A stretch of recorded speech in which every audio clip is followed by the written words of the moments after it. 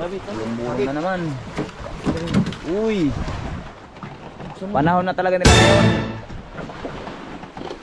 Guys, yung sibad ng series oh. Wow.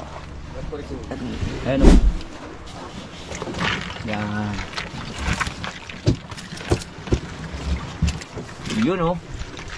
Ayan yan. So yan guys. Pasampa na yung seresa natin at nakasibad na ng bulong-bulong. Nandun pa yung isa, nagbibirada pa ng pataw niya. Tingnan natin kung gaano kalaki yung huli nitong bulong-bulong. Ay. Uy!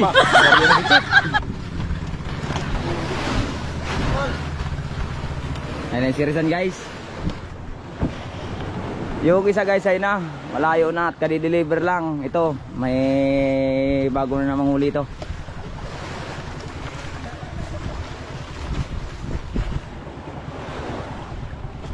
Sige, sige, abante. Yeah! Tay!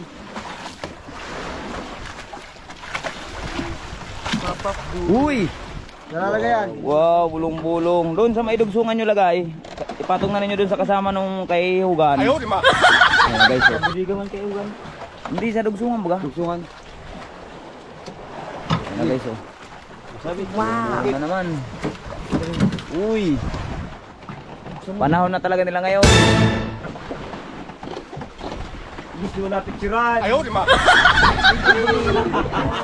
Gusto mo na picturean. Ugasi, ugasi, ugasi, ugasi. Alam mo, mamahulog ha, bayad ko pa kaya. Gusto mo madapitan. Ugasi, ugasi. Gusto mo na. Ayaw, di ma.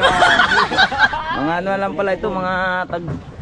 Siguro may 15 kilo siya ata ito. Tandaan nyo, tandaan at doon sa dugsungan nilagay. Kaya mabundot eh. Ha? Kaya mabundot. Okay, katayan. Talian nyo, talian. Yan, straw pwede na yan. Distant na lang, wala. Wala. Ayun, pala. Kapalan yung habang, kapalan.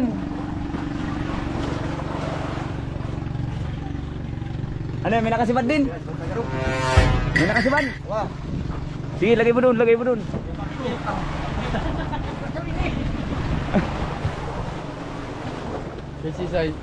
Sibad, sibad. Kala ko sibad na eh. Ako nasisibot sa ito. Ayun na guys, yung sibad ng series oh. Wow. Ayun oh, tanggalin mo yung ano, tanggalin mo yung muna yung nandun sa ano. Yan. Oh, wala namang mga tanda yung kanila. Yan, tanggalin pati yung plastic. Tapos doon mo lagay papaganyan oh. Ayan na guys yung huli nung series kaninang dalawang hinatid. Ito yung pangatlo. Yan.